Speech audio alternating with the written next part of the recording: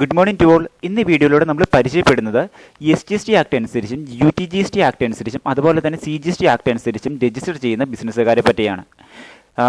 As mentioned earlier, the entire registration process is through an online GST portal. A person getting registered online is in fact getting simultaneous registration under CGST Act and SGST Act or UTGST Act. The grant registration or the unique identity number under the SGST Act or the UTGST shall be deemed to be grant of registration or unique identity number under CGST Act. Also, similarly, any rejection of application for registration under SGST Act or the UTGST Act shall be deemed to be rejection of application for registration under CGST Act also. Okay, അപ്പോൾ നിങ്ങളെല്ലാവരും കരുതി എന്ത് sir English വായിച്ച് കളിക്കണമെന്ന്. മക്കളെ ഒന്നുമില്ല, ഈ GST registration act അനുസരിച്ച് അല്ലെങ്കിൽ GST രജിസ്ട്രേഷൻ ആക്ടുകൾ എന്ന് പറയുന്നത് എല്ലാം സെയിം തന്നെയാണ്.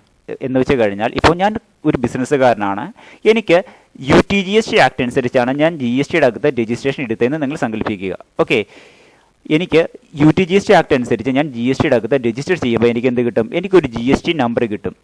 അപ്പോൾ വീണ്ടും ഞാൻ എന്താണ് SGST ആക്ട് അനുസരിച്ചോ അല്ലെങ്കിൽ CGST ആക്ട് അനുസരിച്ചോ വീണ്ടും എൻ്റെ ബിസിനസ് സ്ഥാപനത്തെ GSTയുടെ അകത്ത് രജിസ്ട്രേഷൻ ഇരിക്കേണ്ട യാതൊരു കാര്യവുമില്ല.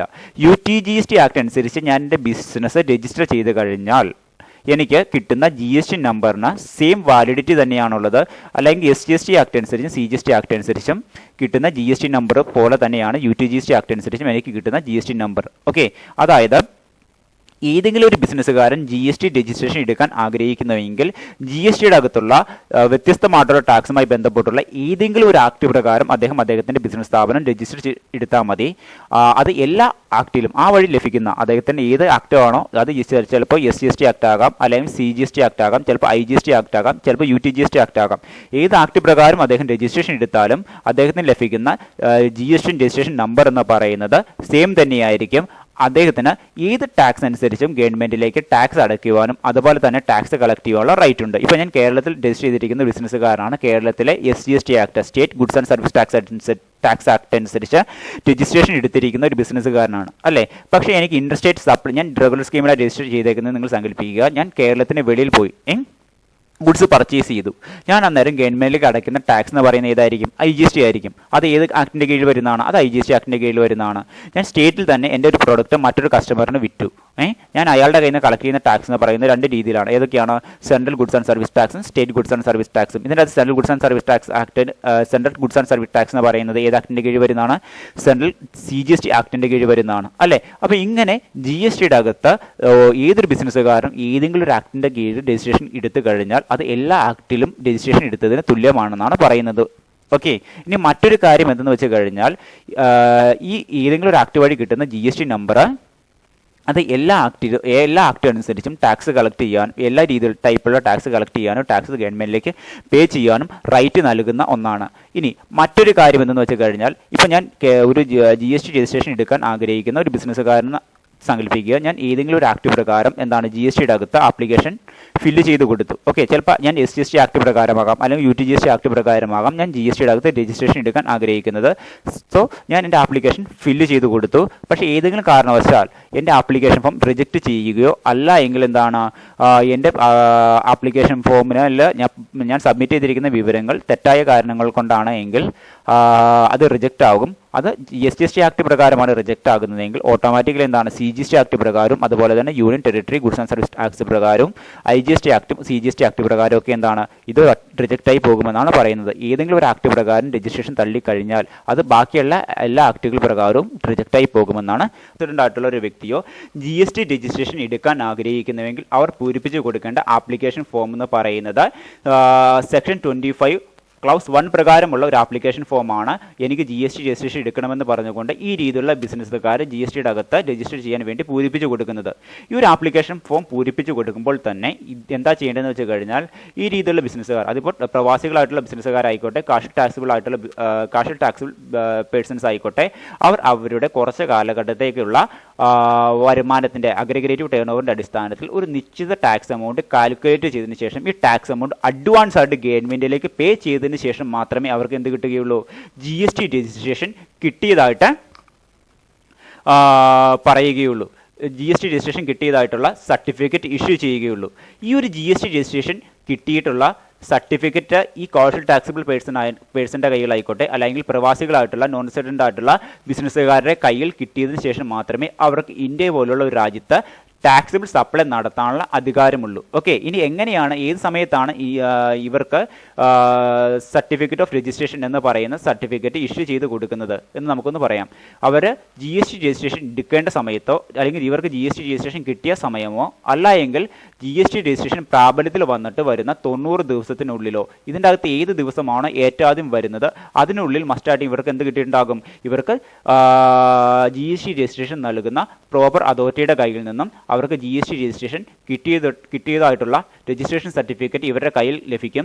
അതിനുശേഷം, അല്ലെങ്കിൽ ഇവർ ഓൺലൈൻ വഴിയാണ് ഈ ഒരു ആപ്ലിക്കേഷൻ ഫോം, അതായത് ഇവർക്ക് GST രജിസ്ട്രേഷൻ വേണമെന്നുള്ള ആപ്ലിക്കേഷൻ ഫോം ഫയൽ ചെയ്ത് കൊടുക്കുന്നത്. ആ പോർട്ടലിൽ തന്നെ എന്താണ്, ഇവർക്ക് രജിസ്ട്രേഷൻ വരുന്ന ഡേറ്റിലോ, അല്ലെങ്കിൽ രജിസ്ട്രേഷൻ കിട്ടുന്ന ഡേറ്റിലോ, ആപ്ലിക്കേഷൻ ഫോം രജിസ്റ്റർ ചെയ്യുന്ന ഡേറ്റിലോ, അല്ലെങ്കിൽ എന്താണ് രജിസ്ട്രേഷൻ പ്രാബല്യത്തിൽ വരുന്ന 90 ദിവസത്തിനുള്ളിലോ ഇവരുടെ പോർട്ടലിലോ ഓൺലൈനായിട്ട് എന്ത് കിട്ടും, ഈ ഒരു സർട്ടിഫിക്കറ്റ് കിട്ടും. ഈ ഒരു സർട്ടിഫിക്കറ്റ് ഇവരുടെ കയ്യിൽ കിട്ടിയതിൻ്റെ അർത്ഥം എന്താണെന്ന് വെച്ച് കഴിഞ്ഞാൽ ഇവർക്ക് GSTയുടെ അകത്ത് രജിസ്ട്രേഷൻ കിട്ടി, ഇവർക്ക് GST നമ്പറൊക്കെ കിട്ടിയിട്ടുണ്ട്. ഇനി ഇവർക്ക് എന്ത് ചെയ്യാൻ പറ്റും, ഇന്ത്യയിൽ മൊത്തം ടാക്സിബിൾ സപ്ലൈ നടത്താൻ പറ്റും. ഓക്കെ, അതായത് ഇവർക്ക് ഈ രീതിയിലുള്ള ബിസിനസ്സുകാർക്ക് ഗുഡ്സ് പർച്ചേസ് ചെയ്യാനോ അല്ലെങ്കിൽ ഗുഡ്സ് സെയിൽ ചെയ്യാനോ പറ്റും. അതുവഴി എന്താണ്, ഗുഡ്സ് പർച്ചേസ് ചെയ്യുമ്പോൾ ഗവൺമെൻറ്റിലേക്ക് ടാക്സ് അടയ്ക്കാനും, അതുപോലെ തന്നെ ഗുഡ്സ് സെയിൽ ചെയ്യുമ്പോൾ കസ്റ്റമേഴ്സിൻ്റെ കയ്യിൽ നിന്ന് ടാക്സ് കളക്ട് ചെയ്യാനും പറ്റും എന്നാണ് പറഞ്ഞു വരുന്നത്. ഇനി മറ്റൊരു കാര്യം എന്ന് പറയുന്നത്, ഇവർക്ക് ഈ രീതിയിൽ രജിസ്ട്രേഷൻ സർട്ടിഫിക്കറ്റ് കൊടുക്കുമ്പോൾ അത് ചില കാരണങ്ങളാൽ അത് രജിസ്ട്രേഷൻ രജിസ്ട്രേഷൻ കൊടുക്കുമ്പോൾ തന്നെ എന്താണ്, ഇവർ ആപ്ലിക്കേഷൻ ഫോം കൊടുത്തു, കുറച്ച് ടൈം പീരീഡ് കഴിഞ്ഞതിന് ശേഷം മാത്രമേ ഇവർക്ക് എന്ത് കൊടുക്കുകയുള്ളൂ, ഇവർക്ക് GSTയുടെ അകത്ത് രജിസ്ട്രേഷൻ ചെയ്തിട്ടുള്ള സർട്ടിഫിക്കറ്റ് ഇഷ്യൂ ചെയ്യുള്ളൂ.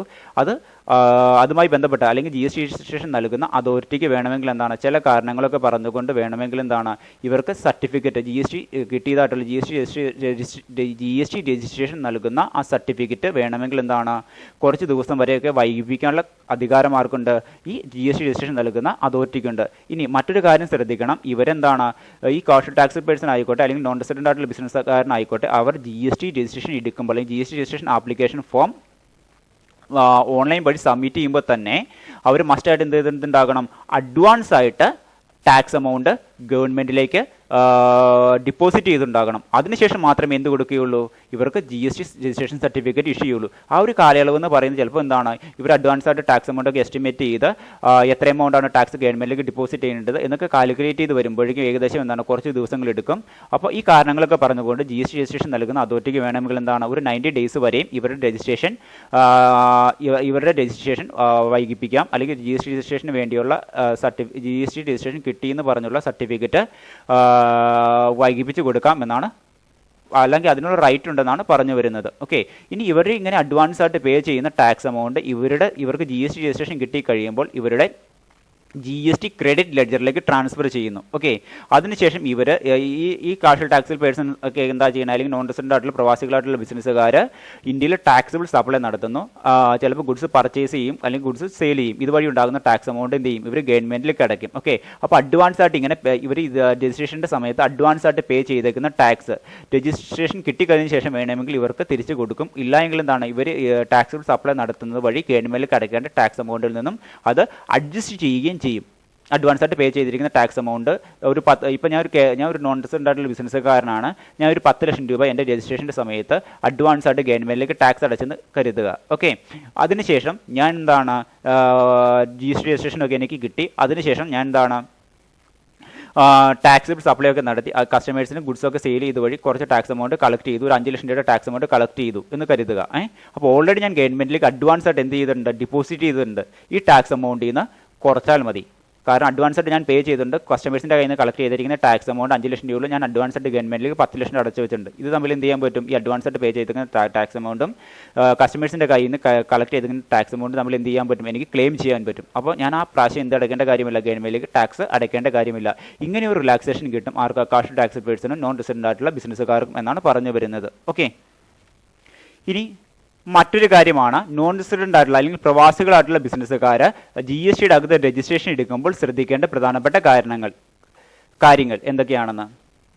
A non-resident taxable person shall electronically submit an application for registration duly signed or verified through an electronic verification code in Form GST registration 09. The application should be submitted along with the self-attested copy of passport at least 5 days prior to the commencement of business. The application shall be submitted at the common portal either directly or through a facilitation centre notified by the commissioner. അതായത് പ്രവാസികളായിട്ടുള്ള ബിസിനസ്സുകാർ, പ്രവാസികളായിട്ടുള്ള non resident ആയിട്ടുള്ള പ്രവാസികൾ അല്ലെങ്കിൽ non resident ആയിട്ടുള്ള ബിസിനസ്സുകാർ അവർ GST registration ചെയ്യാൻ ആഗ്രഹിക്കുന്നുവെങ്കിൽ അവർ എന്നാണോ ഇന്ത്യയിൽ ബിസിനസ് ചെയ്യാൻ ആഗ്രഹിക്കുന്നത് അതിന് 5 ദിവസം മുമ്പ് തന്നെ ഓൺലൈൻ ആപ്ലിക്കേഷൻ മുഖേന അവർ അവരുടെ GST രജിസ്ട്രേഷനുമായി ബന്ധപ്പെട്ടുള്ള എല്ലാ ആപ്ലിക്കേഷൻ ഫോംസും ക്ലിയർ ആയിട്ട് പൂരിപ്പിച്ച് ഒരു ഇലക്ട്രോണിക് വെരിഫിക്കേഷൻ കോഡിൻ്റെ സഹായത്തോടു കൂടി ഇവർ കൊടുത്തിരിക്കുന്ന കാര്യങ്ങളൊക്കെ എന്താണ് ശരിയാണ് എന്ന് പരിശോധിച്ച് വേണം ഇവർ GST രജിസ്ട്രേഷൻ എടുക്കാൻ. ഓക്കെ, ആ സമയത്ത് അതായത് അങ്ങനെ പ്രവാസികളായിട്ടുള്ള ബിസിനസ്സുകാർ ഓൺലൈൻ വഴി GST രജിസ്ട്രേഷന് വേണ്ടി പൂരിപ്പിച്ചു കൊടുക്കേണ്ട ആപ്ലിക്കേഷൻ ഫോമിൻ്റെ പേരാണ് ഫോം GST രജിസ്ട്രേഷൻ 09 എന്ന് പറയുന്നത്. ഓക്കെ, ഈ നോൺ റെസിഡൻ്റ് ആയിട്ടുള്ള പ്രവാസികളായിട്ടുള്ള ബിസിനസ്സുകാർ എന്താ ചെയ്യേണ്ടതെന്ന് വെച്ച് കഴിഞ്ഞാൽ അവർ ബിസിനസ്സിൽ വരുന്നതിന് 5 ദിവസം മുമ്പ് തന്നെ എന്താണ് ഫോം GST രജിസ്ട്രേഷൻ 09 വഴി അവരുടെ രജിസ്ട്രേഷനുമായി ബന്ധപ്പെട്ടിരിക്കുന്ന എല്ലാ കാര്യങ്ങളും എന്ത് ചെയ്യണം, ഓൺലൈൻ വഴി പൂരിപ്പിച്ചു കൊടുക്കണം. അതിനൊപ്പം തന്നെ അവർ സെൽഫ് അറ്റസ്റ്റ് ചെയ്തിരിക്കുന്ന അവരുടെ പാസ്പോർട്ട് കോപ്പിയും എന്ത് ചെയ്തിട്ടുണ്ടാകണം. ഈ GST രജിസ്ട്രേഷൻ 09 എന്ന് പറയുന്ന ആപ്ലിക്കേഷൻ ഫോമിൻ്റെ ഒപ്പം തന്നെ ഓൺലൈൻ വഴി എന്ത് ചെയ്യണം, GST രജിസ്ട്രേഷൻ നൽകുന്ന ആ പർട്ടിക്കുലർ അതോറിറ്റിയുടെ മുമ്പാകെ സബ്മിറ്റ് ചെയ്തിട്ടുണ്ടാകണം. അത് ഒന്നുകിൽ എന്താണ് അവർക്ക് വേണമെങ്കിൽ ഓൺലൈൻ മുഖേന നൽകാം, അല്ലെങ്കിൽ എന്താണ് അവർക്ക് ഈ GST രജിസ്ട്രേഷനുമായി ബന്ധപ്പെട്ടിരിക്കുന്ന GST രജിസ്ട്രേഷൻ നൽകുന്ന അതിൻ്റെ പ്രൈമറി ഓഫീസർ ആരാണോ അതെന്ന് പറയുന്നത് ചിലപ്പോൾ ഏതെങ്കിലും തരത്തിൽ ഇൻകം ടാക്സ് കമ്മീഷണർ ആകാം, അവരുടെ മുമ്പിൽ ഡയറക്റ്റ് ആയിട്ട് ഓൺലൈൻ മുഖേന അല്ലാതെ സബ്മിറ്റ് ചെയ്യാം, അല്ലെങ്കിൽ എന്താണ് ഓൺലൈൻ പ്ലാറ്റ്ഫോമിൻ്റെ സഹായത്തോടു കൂടിയും ഈ ആപ്ലിക്കേഷൻ ഫോം സബ്മിറ്റ് ചെയ്യാൻ സാധിക്കും. അപ്പോൾ ഇവർ ശ്രദ്ധിക്കേണ്ട കാര്യം എന്ന് വെച്ച് കഴിഞ്ഞാൽ ഇത്രയേ ഉള്ളൂ. GST രജിസ്ട്രേഷൻ ഇവർ ഇന്ത്യയിൽ GST രജിസ്ട്രേഷൻ എടുക്കാൻ ആഗ്രഹിക്കുന്നുവെങ്കിൽ അവർ ബിസിനസ് ഇന്ത്യ സ്റ്റാർട്ട് ചെയ്യുന്ന 5 ദിവസം മുമ്പ് എന്താണ് അവർ ഇതുമായി ബന്ധപ്പെട്ടുള്ള എല്ലാ കാര്യങ്ങളും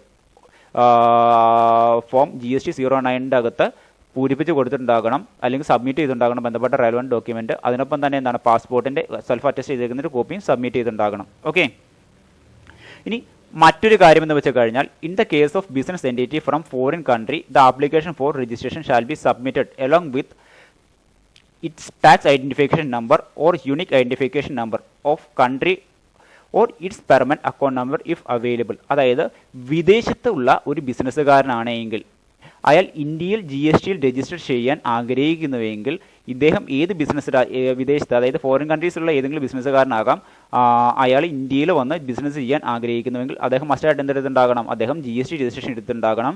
അപ്പോൾ അങ്ങനെ GST രജിസ്ട്രേഷൻ എടുക്കാൻ വേണ്ടി അദ്ദേഹം ആപ്ലിക്കേഷൻ ഫോം സബ്മിറ്റ് ചെയ്യുന്നതിൻ്റെ ഒപ്പം തന്നെ എന്താണ് ഇദ്ദേഹം ഏത് രാജ്യത്തെ വ്യക്തിയാണോ ആ രാജ്യത്തെ ടാക്സ് ഐഡൻറ്റിഫിക്കേഷൻ നമ്പറും അതുപോലെ അല്ല എങ്കിൽ യൂണിക് ഐഡൻറ്റിഫിക്കേഷൻ നമ്പർ നൽകിയിട്ടുണ്ടാകണം. ഇല്ല എങ്കിൽ അദ്ദേഹത്തിന് ആ രാജ്യത്തെ ടാക്സ് ഐഡൻറ്റിഫിക്കേഷൻ നമ്പറോ അല്ലെങ്കിൽ യൂണിക് ഐഡൻറ്റിഫിക്കേഷൻ നമ്പറോ ഒന്നും ഇല്ല എങ്കിൽ അദ്ദേഹത്തിൻ്റെ പെർമനൻ്റ് ആയിട്ടുള്ള അക്കൗണ്ട് നമ്പർ ഇന്ത്യയിൽ വന്ന് ബിസിനസ് ചെയ്യാൻ വേണ്ടി ഇദ്ദേഹം GST രജിസ്ട്രേഷൻ എടുക്കുന്ന സമയത്ത് മസ്റ്റായിട്ടും നൽകിയിട്ടുണ്ടാകണമെന്നാണ് പറഞ്ഞു വരുന്നത്. ഓക്കെ, ഇനി അടുത്തൊരു കാര്യം എന്ന് പറയുന്നത് a person applying for registration as a non resident taxable person shall be given temporary reference number by a common portal for making an advance deposit tax accounts with provisions of section 27. He will issued and acknowledge under rule 8 electronically only after the amount deposited his electronic cash ledger. ഇനി അതായത് ഏത് വ്യക്തി ആയിക്കോട്ടെ അയാൾ non resident taxable person എന്ന രീതിയിൽ GSTയുടെ അകത്ത് registration ചെയ്യാൻ ആഗ്രഹിക്കുന്നുവെങ്കിൽ അദ്ദേഹം പൂരിപ്പിച്ചു കൊടുക്കേണ്ട ആപ്ലിക്കേഷൻ ഫോമിൻ്റെ പേരാണ് ഫോം GST രജിസ്ട്രേഷൻ 09 എന്ന് പറയുന്നത്. ഈ രീതിയിൽ അദ്ദേഹം എന്താണ് ഒരു ആപ്ലിക്കേഷൻ ഫോം പൂരിപ്പിച്ചു കൊടുത്ത് എനിക്ക് നോൺ റെസിഡന്റ് ടാക്സിബിൾ പേഴ്സൺ എന്ന രീതിയിലുള്ള ബിസിനസ്സുകാരൻ എന്ന നിലയിൽ എന്ത് ചെയ്യണം, എനിക്ക് GST രജിസ്ട്രേഷൻ എടുക്കണം. ഓക്കെ, GST രജിസ്ട്രേഷൻ എടുക്കുമ്പോൾ അദ്ദേഹത്തിന് എന്ത് കിട്ടും, ടെമ്പററി ആയിട്ടുള്ള ഒരു TRN നമ്പർ അല്ലെങ്കിൽ ടെമ്പററി ആയിട്ടുള്ള റെഫറൻസ് നമ്പർ കിട്ടും.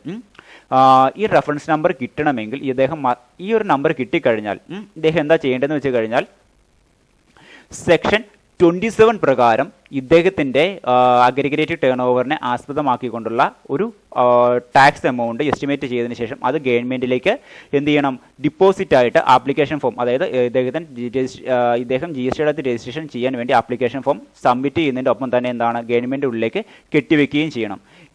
അപ്പോൾ മാത്രമേ ഇദ്ദേഹത്തിന് എന്ത് കിട്ടുന്നുള്ളൂ, ജി എസ് ടി രജിസ്ട്രേഷൻ ഇന്ത്യയിൽ വാലിഡ് ആയിട്ട് രീതിയിൽ കിട്ടുന്നുള്ളൂ.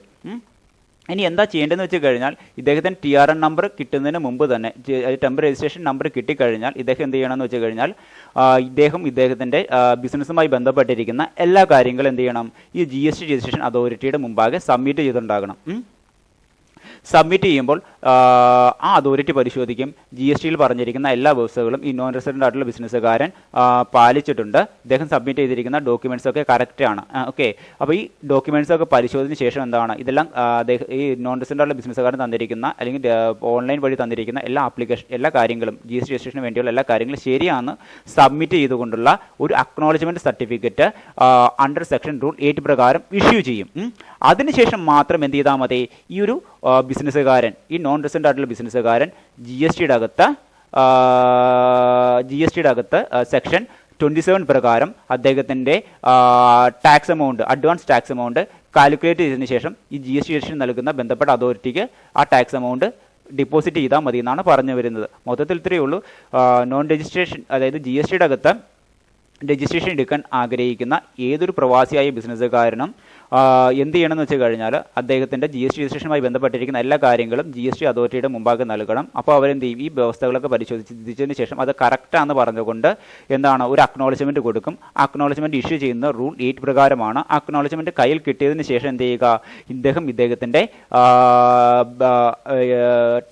ഇദ്ദേഹത്തിൻ്റെ ബിസിനസ്സിൻ്റെ അഗ്രിഗേറ്റഡ് ടേൺ ഓവറിനെ ആസ്പദമാക്കിക്കൊണ്ട് ഒരു ഏകദേശം ഒരു ടാക്സ് എമൗണ്ട് എന്ത് ചെയ്യുക, സെക്ഷൻ 27 പ്രകാരം ഡിപ്പോസിറ്റ് ചെയ്യുക അഡ്വാൻസ് ആയിട്ട്, അല്ലെങ്കിൽ advance tax amount GST registration അതോറിറ്റിക്ക് കൊടുക്കുക.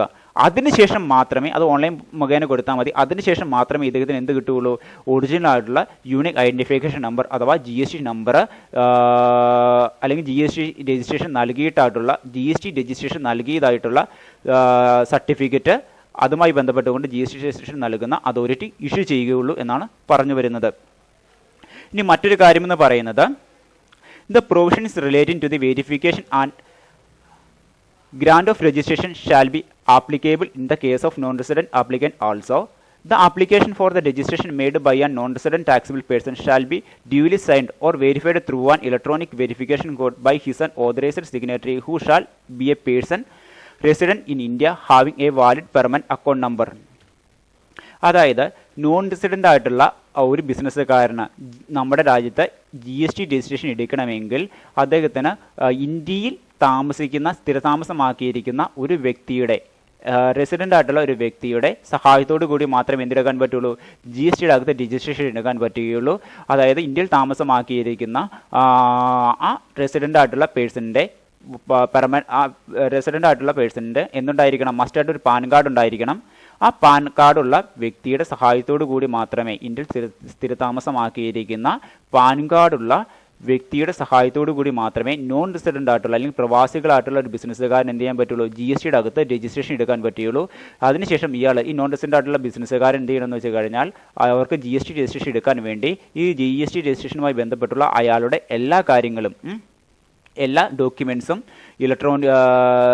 കൃത്യമായിട്ട് പരിശോധിച്ച് ഓൺലൈൻ വഴി അപ്ലോഡ് ചെയ്യണം. അതിനുശേഷം ഇയാൾ കൊടുത്തിരിക്കുന്ന എല്ലാ കാര്യങ്ങളും കൃത്യമാണോ എന്ന് ഒരു ഇലക്ട്രോണിക് വെരിഫിക്കേഷൻ കോഡിൻ്റെ സഹായത്തോടു കൂടി പരിശോധിച്ചതിന് ശേഷം മാത്രമേ എന്ത് ചെയ്യാൻ പറ്റുള്ളൂ, ഇദ്ദേഹത്തിന് ആപ്ലിക്കേഷൻ ഫോം ഫൈനലായിട്ട് സബ്മിറ്റ് ചെയ്യാൻ പറ്റുള്ളൂ. ഇങ്ങനെ ഈ രീതിയിൽ നോൺ റെസിഡൻ്റ് ആയിട്ടുള്ള ബിസിനസ്സുകാർ സബ്മിറ്റ് ചെയ്യുന്ന ആപ്ലിക്കേഷൻ ഫോം കൃത്യമാണെന്ന് GST രജിസ്ട്രേഷൻ അതോറിറ്റി പരിശോധനയ്ക്ക് ശേഷം മാത്രമേ ഇദ്ദേഹത്തിന് എന്ത് കൊടുക്കുകയുള്ളൂ, ഇദ്ദേഹത്തിന് രജിസ്ട്രേഷൻ കൊടുക്കുകയുള്ളൂ. ഇനി മറ്റൊരു കാര്യമെന്ന് പറഞ്ഞു കഴിഞ്ഞാൽ, extension in the period of operation by casual taxable person and non resident taxable person where a registered casual taxable person or non resident taxable person intended to extend the period of registration indicated in his application for registration. An application form GST registration 11 shall be submitted electronically through a common portal before at the end of validity of registration guaranteed to him. The application shall be acknowledged only payment of the amount specified in section 27 clause 2. അതായത് G S ടിയുടെ അകത്ത് registration എടുത്തിരിക്കുന്ന കോഷ്യൽ taxable person ആയിക്കോട്ടെ, non resident ആയിട്ടുള്ള taxable person ആയിക്കോട്ടെ, അല്ലെങ്കിൽ പ്രവാസികളായിട്ടുള്ള ബിസിനസ്സുകാരായിക്കോട്ടെ, അവർക്ക് അവരുടെ ജി എസ് ടി രജിസ്ട്രേഷൻ കാലാവധി നീട്ടണമെങ്കിൽ അവർക്കൊരു ആപ്ലിക്കേഷൻ ഫോം പൂരിപ്പിച്ച് കൊടുക്കാം. ആ ആപ്ലിക്കേഷൻ ഫോമിൻ്റെ പേരാണ് form G S T registration 11 എന്ന് പറയുന്നത്. അതൊരു ഓൺലൈനായിട്ട് അവർ സബ്മിറ്റ് ചെയ്താൽ മതി. എനിക്ക് ജി എസ് ടിയുടെ അകത്ത് രജിസ്ട്രേഷൻ കാലാവധി അല്പം കൂടി സാവകാശം ആവശ്യമാണെന്ന് പറഞ്ഞുകൊണ്ട് എന്ത് ചെയ്യണം അവർക്ക്, അല്ലെങ്കിൽ രജിസ്ട്രേഷൻ കാലാവധി അല്പം കൂടി നീട്ടണമെന്ന് പറഞ്ഞുകൊണ്ട് ഇവർക്ക് ഓൺലൈൻ മുഖേന ഒരു ആപ്ലിക്കേഷൻ ഫോം മൂവ് ചെയ്യാൻ പറ്റും. പക്ഷേ ഈ ഒരു ആപ്ലിക്കേഷൻ ഫോം അംഗീകരിക്കണമെങ്കിൽ എന്താ ചെയ്യേണ്ടതെന്ന് വെച്ച് കഴിഞ്ഞാൽ ഇവർ ജി എസ് ടി രജിസ്ട്രേഷന് വേണ്ടി ആപ്ലിക്കേഷൻ ഫോം ഫിൽ ചെയ്ത് കൊടുക്കുമ്പോൾ തന്നെ എന്താണ് സെക്ഷൻ 27 പ്രകാരം ഇവരുടെ അഡ്വാൻസ് ആയിട്ടുള്ള ടാക്സ് എമൗണ്ട് ഡിപ്പോസിറ്റ് ചെയ്തതിന് ശേഷം മാത്രമേ എന്ത് ചെയ്യാൻ പറ്റുള്ളൂ, ഇവരുടെ രജിസ്ട്രേഷൻ കാലാവധി നീട്ടണമെന്നുള്ള ആപ്ലിക്കേഷൻ ഫോം ഇവർക്ക് മൂവ് ചെയ്യാൻ പറ്റുകയുള്ളൂ. ഇത് ചിലപ്പോൾ ബന്ധപ്പെട്ട ഡോക്യുമെൻറ്റ്സ് അപ്ലോഡ് ചെയ്യാനാകാം, അല്ലെങ്കിൽ എന്താണ് ബിസിനസ് ഇനിൽ റൺ ചെയ്യാൻ അല്പം കൂടി സാവകാശം ആവശ്യമായിട്ട് വേണ്ടി വരും. അപ്പോൾ അവർ ടാക്സ് എമൗണ്ട് ഒക്കെ പേ ചെയ്യേണ്ടതാണ്, അല്പം കൂടി ടാക്സിബിൾ സപ്ലൈ നടത്തി ടാക്സ് എമൗണ്ട് ഒക്കെ പേ ചെയ്യാൻ അല്പം കൂടി സാവകാശമായിട്ട് വരും. ഈ ഒരു സന്ദർഭത്തിലൊക്കെ ആയിരിക്കും നോർമലി എന്താണ് കാഷ് ടാക്സിബിൾ ആയിട്ടുള്ള പേഴ്സൺ ആയിക്കോട്ടെ, പ്രവാസികളായിട്ടുള്ള ബിസിനസ്സുകാരായിക്കോട്ടെ, അവരുടെ രജിസ്ട്രേഷൻ കാലാവധി അവർ നീട്ടുന്നത്. ഓക്കെ, പക്ഷേ ഈ രജിസ്ട്രേഷൻ കാലാവധി നീട്ടാൻ വേണ്ടി ഇവർ പൂരിപ്പിച്ച് കൊടുക്കേണ്ട ആപ്ലിക്കേഷൻ ഫോമിൻ്റെ പേരാണ് form G S T registration 11 എന്ന് പറയുന്നത്. ഇത് കൊടുക്കുന്നത് ഈ ഒരു കാര്യം, ഈ ഒരു ആപ്ലിക്കേഷൻ ഫോം ഗവൺമെൻറ്റിൻ്റെ അല്ലെങ്കിൽ ജി എസ് ടി രജിസ്ട്രേഷൻ നൽകുന്ന അതോറിറ്റി സാങ്ഷൻ ചെയ്യണമെങ്കിൽ ഇവർ ജി എസ് ടി രജിസ്ട്രേഷൻ എടുക്കാൻ വേണ്ടി ആപ്ലിക്കേഷൻ ഫോം സബ്മിറ്റ് ചെയ്യുന്നതിനൊപ്പം പേ ചെയ്യുന്ന അഡ്വാൻസ് ഡിപ്പോസിറ്റ് എമൗണ്ട് കൂടി പേ ചെയ്ത് കഴിഞ്ഞതിന് ശേഷം മാത്രമേ എന്ത് ചെയ്യാൻ പറ്റുള്ളൂ, ഇവർക്ക് അവരുടെ രജിസ്ട്രേഷൻ കാലാവധി നീട്ടുന്നതിനുള്ള ആപ്ലിക്കേഷൻ ഫോം ഗവൺമെൻറ്റിലേക്ക് ഫയൽ ചെയ്യാൻ പറ്റുള്ളൂ. ഓക്കെ, ചില സന്ദർഭങ്ങളിൽ അവർക്ക് ടാക്സിബിൾ സപ്ലൈ നടത്താൻ അല്ലെങ്കിൽ അവരുടെ ബിസിനസ് റൺ ചെയ്യാൻ കൂടുതൽ സാവകാശം ആവശ്യമായിട്ട് വരുന്നു. അതുവഴി ഇപ്പോൾ ഞാൻ ജി എസ് ടിയുടെ അകത്ത് കാർഷ്യൽ ടാക്സിബിൾ പേഴ്സൺ എന്ന രീതിയിൽ അല്ലെങ്കിൽ നോൺ റെസിഡന്റ് ടാക്സിബിൾ പേഴ്സൺ എന്ന രീതിയിൽ രജിസ്റ്റർ ചെയ്തിരിക്കുന്ന ബിസിനസ്സുകാരനാണ്. ഞാൻ രജിസ്ട്രേഷനൊക്കെ എടുത്തു, അഡ്വാൻസ് ടാക്സ് ഗവൺമെൻറ്റിലൊക്കെ അടച്ചു. പക്ഷേ ഇന്ത്യയിലെ എൻ്റെ ബിസിനസ് റൺ ചെയ്തിട്ട് ടാക്സിബിൾ സപ്ലൈ നടത്തി കസ്റ്റമേഴ്സിൻ്റെ കയ്യിൽ നിന്ന് ടാക്സ് എമൗണ്ട് കളക്ട് ചെയ്യണം, അതുപോലെ തന്നെ പർച്ചേസ് വഴി ഗവൺമെൻറ്റിലേക്ക് ടാക്സ് പേ ചെയ്യണം. ഈ കാര്യങ്ങളൊക്കെ നടത്താൻ എനിക്ക് അല്പം സാവകാശം ആവശ്യമായിട്ട് വരുന്നുവെങ്കിൽ എന്ത് ചെയ്യാൻ പറ്റും, എനിക്ക് എൻ്റെ രജിസ്ട്രേഷൻ കാലാവധി വേണമെങ്കിൽ നീട്ടാൻ പറ്റും. ഓക്കെ, ഈ ഒരു സന്ദർഭങ്ങളിലൊക്കെയാണ് നോർമലി എന്ത് ഉപയോഗിക്കുന്നത്, ഈ ഒരു മെത്തേഡ് ഉപയോഗിക്കുന്നത്.